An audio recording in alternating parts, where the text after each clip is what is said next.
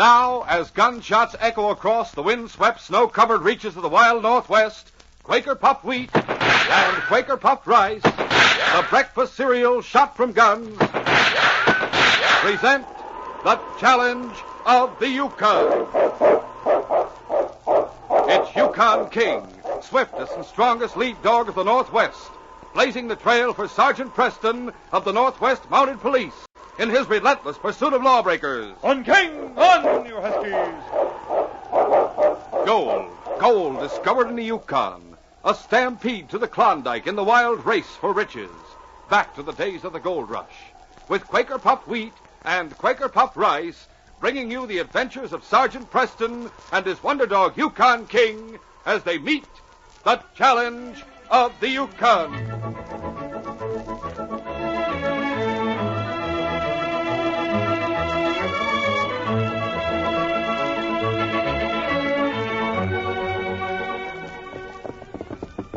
Yippee! Ride 'em, cowboy!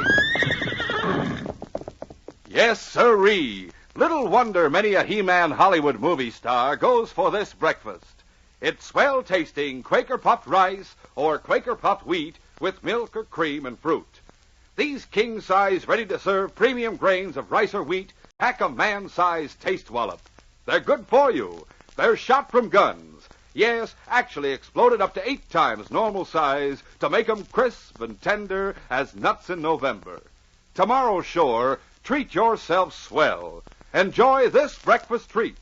Eat Quaker Puffed Rice or Quaker Puffed Wheat.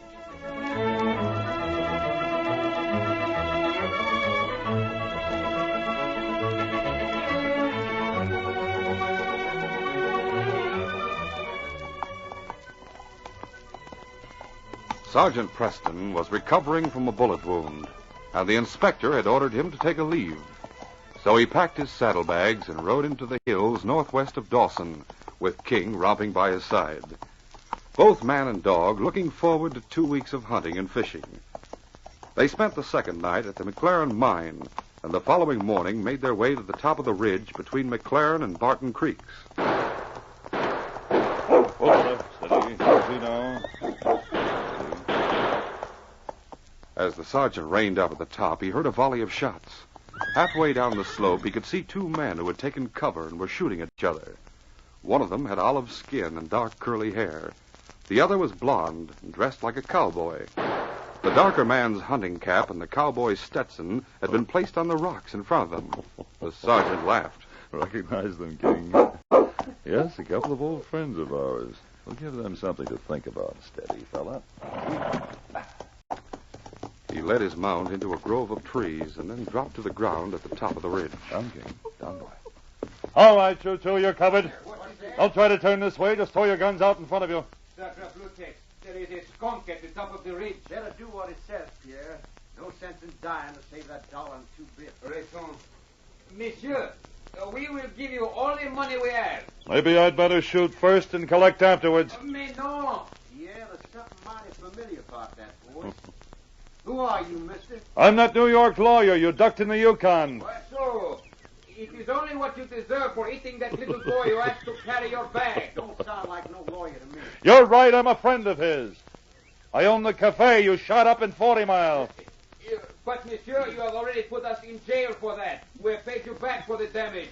Sergeant Preston has made us pay back every penny. Oh, wait a minute, Pierre. That's who it is. Come on. That's Sergeant Preston up there. Sergeant, how can you do such a thing? How can you play the cat with the mouse when the mouses are such good friends of yours? All right. Come on, King. What I want to know is what you 2 mouses have been up to. Why, we have been up to nothing. Hello, King. You've got a hard-hearted master. King doesn't approve of you any more than I do. Not anymore, maybe, but just as much. You like us, don't you, King? Sure you do. Why were you 2 shooting at each other? Oh, it is only a game, Sergeant. We do not shoot at each other. We shoot at the hats. You owe me $100 tax. I have put 2 holes in yours. You have only put 1 in mine. Shot in a brim don't count. You don't have a brim on yours. Oh, you are a thief, a robber. And you're an ornery, dry gulching sidewinder. Is this a bad thing he has called me, Sergeant? The way he said it was a compliment. Oh, merci, thanks. You do not have to pay the $100. Yeah, thanks. How come you're not wearing a uniform, Sergeant? I'm on a vacation, Tex. Are you? Mais no. We are prospecting. Huh? I can see your camp down there by the creek, Pierre. I don't see any shovels or picks. What are you prospecting for? Trouble? Oh, mais no. I thought you made me a promise when you left Dawson that you'd go to work. We're looking for work, Sergeant. Oh, that's fine. And know of anybody who needs a good cow puncher? Not in the Yukon. Hudson Bay Company could use a good trapper, maybe. Not in summer. Yeah, you see how hard it is to find work, Sergeant? Yes, Tex. But you two are in luck. How do you mean that? The McLaren Mining Company is on the other side of this ridge here. They'll hire any man they can find. But to dig the gravel? To throw it into the sluices from morning to night? $16 a day. Sergeant, I don't like to talk about this, but I've been troubleshooting pains in my head lately. Yeah, and I have the shooting pains in my feet. That's whenever the idea of going to work comes up. Oh, mais no. No, all the time, Sergeant. The only shooting pains you two have are in your trigger fingers. Work won't hurt either one of you. And you'll be doing a friend of mine a great favor if you go to work at the mine. Oh, the hombre that owns it is a friend of yours? The girl that owns it. The girl? She is beautiful, perhaps? Why don't you go and see for yourself? Well, it won't hurt us to do that, Pierre. Oh, mais no. Good. I think you'll take the job. I'll be camping around here, and I'll drop back to McLaren in a few days to see how you're making out. Come on, I'll help you get your gear together. Oh, it would be better to go tomorrow, perhaps. Yeah, it's sort of late today. Yes, nearly 10 o'clock, but if you hurry, you'll be in time for dinner. You'll find out what a good cook Joan is. This is something you have not said before. Let's go, Pierre. Oui. Tex and Pierre broke camp and saddled their horses. Easy, baby. Goodbye, Sergeant. Hold on, Bye, boys. Yeah. The sergeant watched the men ride over the ridge before he started for the site he had picked for his camp. Tex and Pierre became less and less enthusiastic about the job as they neared the log cabin that served as the office for the McLaren Mining Company. There is nobody working at the sluices, Tex. I do not like the looks of that. We will have to do all the work ourselves. I don't like it much either. I'll tell you what, Pierre. We'll take a look at this Miss McLaren. And if she looks mean at all, we'll just ask for some directions and mosey along, huh? We, that is a good idea. Come on, get up. Get up. Oh. Easy, steady. Hey, you knock on the door. Kino.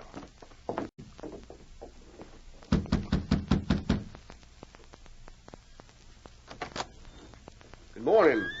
What can I do for you? A man. And what did you think I'd be?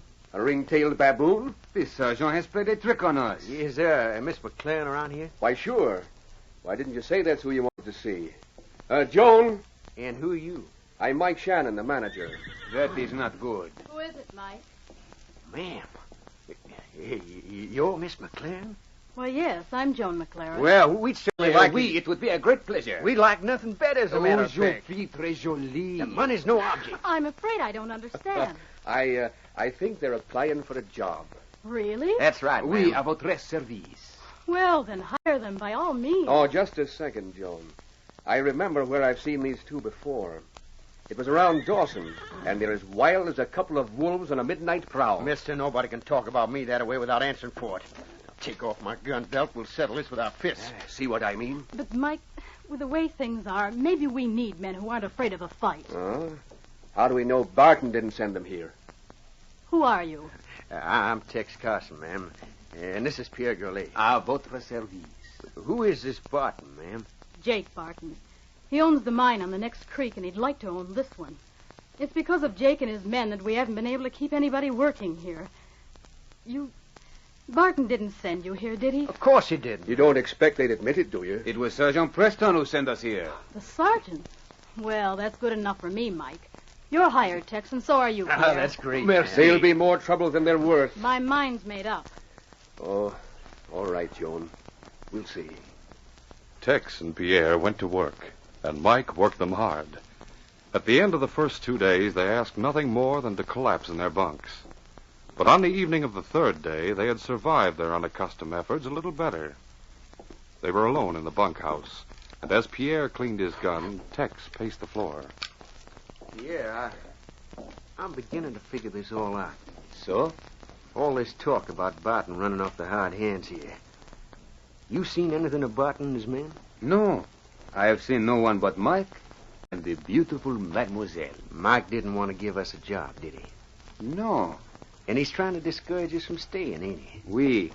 He make us work too hard. He just don't want anybody around here but himself. I think he's aiming to steal this mine from that poor little girl. Sacre bleu. We will kill him. No. We can't do that yet. We will find the sergeant and tell him. Now, we got to get some evidence before we can bring him into it. Maybe Mike's got some crooked friends hiding out in the hills just waiting to swoop down on this place. We will kill them. We'll sure defend that poor little girl with our lives, won't we? We. And after we have run off the crooks, and I am dying, the little girl will take my hand and say, Pierre. Get up and go to work. Oh, man, no. Don't get so all fired romantic and don't be so anxious to die. Oh, I will recover. Now, listen to me. I figure we better have a showdown with Mike before his crooked friends get here. Oui, that is good. That is much better. Maybe tonight. Oui. Hey, somebody's riding up. It ain't Mike. The first of the crooks. Where's that lariat I was working On the bunk. I've got it. I'm going to duck down here in the corner where he can't see me. You let him in and talk to him. I'll rope him when the right time comes. Oh, get down. He does not wait to be let in. You're covered, mister. Who are you? Why do you pull a gun on me? Just to show you I mean business. Where's your partner? What partner do you mean? Don't stall. He is not here. Well, you can tell him from me this is a warning. Both of you clear out of here by tomorrow morning or you'll be dead by tomorrow night. You would kill us? You understand English, don't you? We mean business. So do we. What the? Good. You have roped him clean. He cannot move his arms. I'll keep the loop tight. Get his gun. I have it. Now, we got a few questions to ask you, mister. Who sent you here? Nobody. Come on, talk. It was Mike Shannon, wasn't it? What? You can't fool us. It was Mike Shannon sent you here.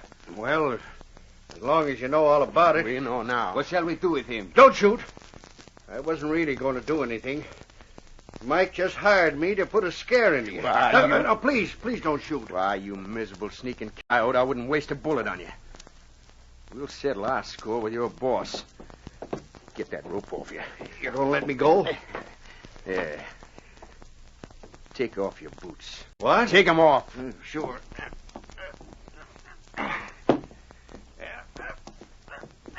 Yeah. Now your pants. My pants? You heard me. Hurry up. Yeah, sure. You wear the red flannel to match his hair, huh? Yeah. Now run. Climb aboard that coyote of yours and hightail it out of here. Go on, get moving. You'll stop hot lead. I'm going. We'll continue our story in just a moment.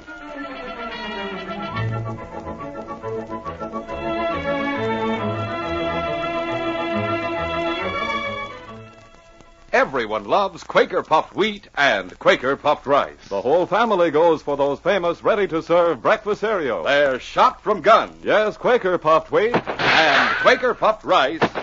are shot from guns. Man, oh man, huge guns are loaded with premium grains of wheat or rice. And then These choice king-size kernels are actually exploded up to 8 times normal size. that makes them bigger and better tasting. Makes Quaker puffed wheat and Quaker puffed rice crisp and tender as nuts in November. They're shot through and through with bang-up nut-like flavor, too. And most important, they're nourishing, good for you. Both delicious kinds furnish added food values of restored natural-grade amounts of vitamin B1, niacin, and iron. So try delicious, nutritious Quaker puffed wheat and Quaker puffed rice. So tasty, so easy to serve, topped with milk or cream and fruit. Enjoy this thrifty deluxe family breakfast tomorrow. And remember, for variety, eat Quaker puffed wheat one day, Quaker puffed rice the next. Remember, too, they're never sold in bags or bulk. To get the original, crisp, fresh wheat or rice shot from guns, always look for the big red and blue Quaker package. Look for the smiling Quaker man on the front. He's your guarantee that you're getting the one and only delicious Quaker puffed rice And Quaker puffed wheat.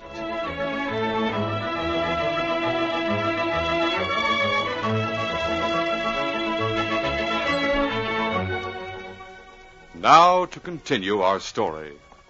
Sergeant Preston was halfway down the ridge trail when he saw the trouserless, red-headed man run out of the bunkhouse and leap into his saddle. Oh, fellow, hold it steady.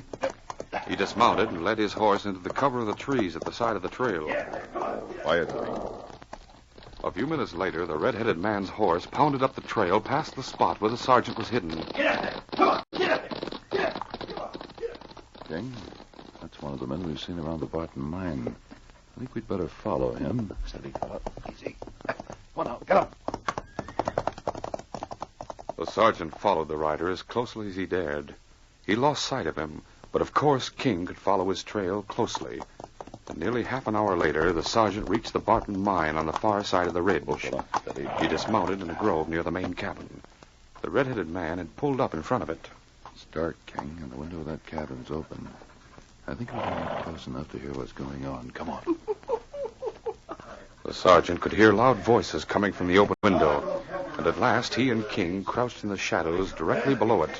I sure picked a fireman to put a scare to those two hands.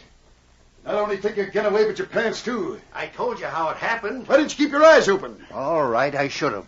But you haven't heard all of the story. I've heard enough. No, now, listen, Jake, listen. That crazy Texan and the Frenchman think Mike Shannon is a crook. What? Yeah. They tipped me off to that as soon as they started talking. So I played along with them. The Texan said, Mike sent you here, didn't he? I told him, yes, of course. It's a break for us, don't you see? If they start gunning for Mike, if they get rid of him, then they'll be arrested. There'll be nobody but the girl, and she can't run the mine alone. You can buy it for whatever you want to pay. No, it doesn't work out. Why not? Don't you think the girl will set them straight about Mike? I'm tired of waiting around. I got a half a dozen eucalypts eating off me, and tonight you're going to earn your keep. How? We're going to get rid of the Texan and the Frenchman, and Mike and the girl. But how? We can't just pump them full of lead and leave them lying there. They'll be found by the police. Police won't find any evidence against us. There's going to be a big fire on McLaren Creek tonight. Now, here's the way we'll work it. All of us. Farrell, Ben, Louie, Mac, Hank, Lefty, you and me. Be right over there in about an hour. By that time, they should be asleep. Quiet, King. We've heard enough. We'll get out of here. King had been told to be quiet, but this was one time he disobeyed, for he knew a man had crept into the shadows near the corner of the cabin. And as the sergeant started to leave... Don't move or I'll shoot. Hey, Jake, that's Farrell. What's he saying? Up with your hands. The sergeant realized there was no chance to go for his gun, so he obeyed the man's command. All right. Does this suit you? No, King, no. Get away. Go. King would have liked to stay at his master's side, but the sergeant had ordered him to leave. So he raced toward the woods as the man with the gun advanced on the sergeant. All right, mister, get going in the cabin. Keep going and don't turn around. And don't try anything. From the edge of the trees, King watched his master being marched into the cabin, and then he dropped to the ground and waited. Inside the cabin, the sergeant still had his hands raised above his head. What was he doing, Farrell? He was hunched down underneath the window. I guess he was listening to what you and Red were saying. What's your name, mister? For the time being, let's make it Smith. All right, Smith. What did you think of what you heard outside? I think you might get into trouble. Boss, if he knows what we're planning... Shut up. What are you doing around here, Smith? You heard what Farrell said? What brings you to Barton Creek? Well, I thought there might be work for me around here. Looks to me as if that were a good hunch. You mean you want to declare yourself in on our little deal? I am in on it, whether I want to be or not. How do you figure that? Well, I'd rather be in on it than dead. You're a cool customer, aren't you? I say get rid of him. Tie him up, Farrell. Okay. Hands and feet. Make sure the knots are tight. What are you going to do with him? Leave him here until we get back. Then what? Well, that depends on you. I want to find out all about you. There's a chance I'll take you on. Maybe. Maybe not. We'll see. Come on. Put your hands behind your back. Pleasure. The sergeant was bound hand and foot and left lying on the floor of the cabin. He could hear Jake and his men saddling their horses outside. Finally, they rode away. Then the sergeant called for King. King, come here, boy. A few seconds later, the great dog leaped through the window of the cabin. Good boy. Here, King. Chew these ropes. We have to move fast. King went to work on the ropes around the sergeant's wrists. 5 minutes later, his hands were free. He pulled himself across the floor to the table and stood up. He found a knife in the drawer and cut the ropes around his ankles. Come on, boy. Then he ran from the cabin with King at his heels.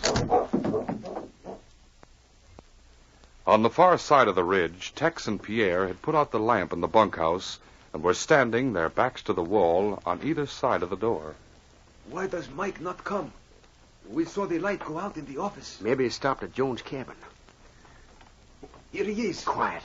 I'll grab him from behind. You get his gun. As Mike entered the bunkhouse, Tex leaped on him and pulled both his arms behind him. At the same instant, Pierre had his gun. But Mike was by no means helpless, and he tried to break free. What's going on here? You'll find out soon enough. Let go of me. Can't hold him, Pierre. Give it to him. Pierre hit Mike in the back of the ear with the butt of Mike's own gun, and the big man slumped to the floor. It was 10 minutes before he regained consciousness. And when he raised his head, he found that he was sitting in a chair, his arms tied behind it. The lamp had been lit, and Tex and Pierre stood in front of him. What's the idea?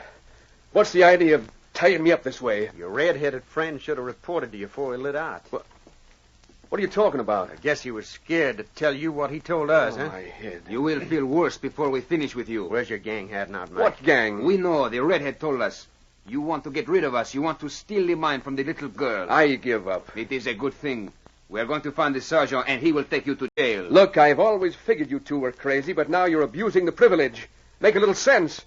What gives you the idea I'm trying to steal the mine? You make everybody quit. Wait a minute. A redhead, you said. There was a man with red hair who came here tonight? You know there was. Red Clifford, from the Barton outfit. He said it worked for you. He told you that unless you cleared out, you'd stop lead. Do not try to play the innocent. Tex, Pierre, please believe me. Red Clifford works for Barton. Go and ask Joan. She'll tell you. Joan. The little girl. Quick, cut these ropes. We've got to find out what's the matter. I'll find out. Hey. Jake Barton. And the redhead. Yeah, I'll pick up their guns, boss. All right, hurry it up. McRoy, get some ropes around the Texan and the Frenchman. Why, don't Why bother with ropes? A few bullets will save time. What have you done to Joan? What have you done to her? All set, boss. Say, Pharaoh, Mike wants to know what you've done to Joan. Tell him. She's tied up the same way you are, Mike. What? Only she's gagged, You too. dirty... Shut up. Come on, hurry it up a little. All right, come on. All right, Let go. Whoa, fella. Whoa, steady. The sergeant dismounted 100 yards up the trail from the McLaren camp and then started down through the trees toward the bunkhouse. He had seen Jake's men and their horses out in front of the building, but there had been no sign of fire. The woods grew all the way down to the back of the building. We're going to be in time, King. We can get in through that back window and Jake's men won't see us. We didn't hear any shots. If Mike and Tex and Pierre are still alive, we'll get them out of there. But as the Sergeant and King neared the rear window of the bunkhouse, they could hear the men inside calling for help, and smoke began to pour from the window. Come on, King. As the sergeant ran, he tied a handkerchief around his face. Without hesitating, he climbed through the window. King jumped through after him. The front of the building was already in flames, and by the light of the fire, he could see the bodies of 3 men on the floor. Somebody just came through the window. Huh? It is the sergeant. I'll have you free in a second. And what? There's no one out and back. We can get out that way and they won't see us. Yes, thanks. Sergeant, they've got Joan tied up over in her cabin. Oh? Have they set fire to that, too? No, not yet. Yeah. We'll keep to the woods until we get to the back of it. There's a back door, isn't there? Yes. You can get in without showing yourselves. Do you have a gun, Sergeant? No. If they do... We can't let them. Come on. We're with you. Come on. Yes. The 3 men followed the sergeant out the rear window, and once among the trees on the ridge slope, they headed for Joan's cabin. The burning bunkhouse was lighting the sky, hurry. but the cabin was some This way. distance away, and the men sprinted from the cover of the trees to the back door. Her bedroom's the door to the left. Right. There she is. I'll take that gag off. Mike, You're all right now. Sergeant Barton's gang, they're still here. Yes. There you are. I'll help you up. Thank you. Can you walk all right? Oh, yes. Good. Get her out of here, Mike. Up the ridge. What about you? Aren't you coming, too? No. But you have no gun. They'll be coming in here, and they won't be expecting to find me. Or us. You and Pierre can stay if you want to. We have been stupid. We think Mike is trying to steal the mine from Joan. What? When all the time he is in love with her and wants to marry her. You do, Mike? You can talk about that up on the ridge. Hurry. Come on, darling. We must make it up to them, Sergeant, for all the trouble we You'll make. get your chance. This way, in the front room.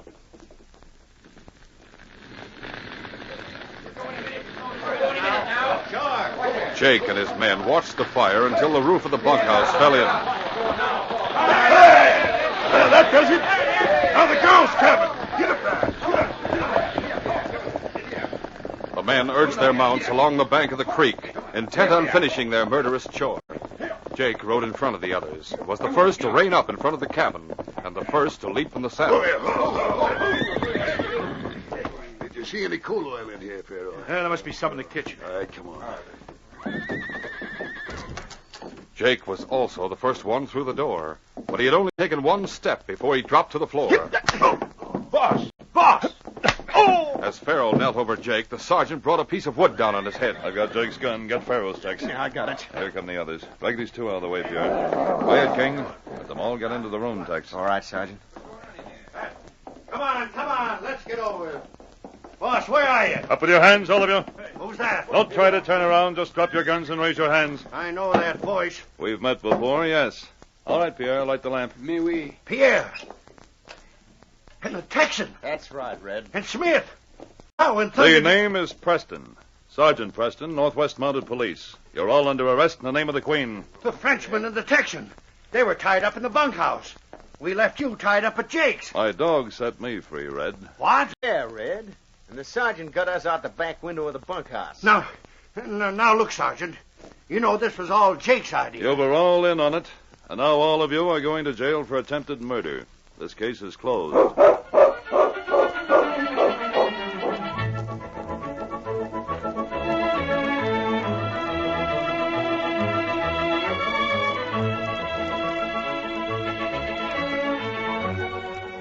In just a moment, Sergeant Preston will give you a preview of Monday's adventure. Here's how Mother can make your family a breakfast happy family this coming weekend. Be sure to order Quaker puffed wheat and Quaker puffed rice.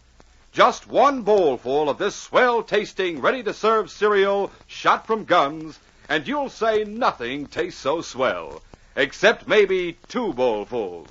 But mind you, to get the original, crisp, fresh wheat or rice shot from guns, always buy the big Quaker red and blue package.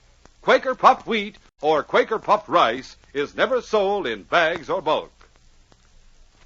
These radio dramas, a feature of the Challenge of the Yukon Incorporated, are created and produced by George W. Trendle, directed by Fred Flowerday, and supervised by Charles D. Livingston.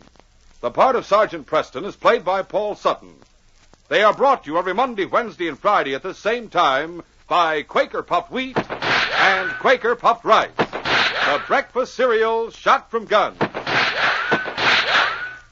Listen Monday when Sergeant Preston and Yukon King meet the challenge of the Yukon in the case Escape to the North. Luke McGowan was wanted for murder.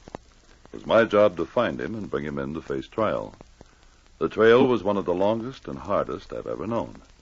It led to a camp of savage Indians who turned on me with bows and arrows.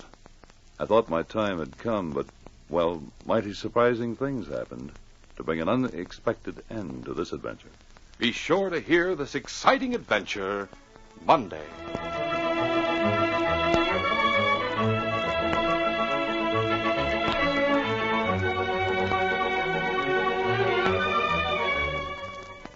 You boys or girls will certainly want to feed your dog kennel ration. And your dog will really eat up kennel ration fast. It's made with choice cuts of lean red meat, U.S. government-inspected horse meat. This famous dog food contains vital minerals and all known dog health vitamins your dog needs. Tell Mom to start with kennel ration right away.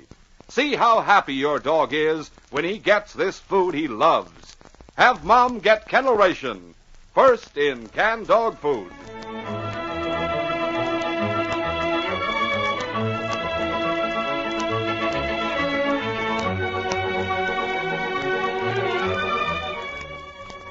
This is J. Michael wishing you goodbye, good luck, and good health from Quaker puffed wheat and Quaker puffed rice.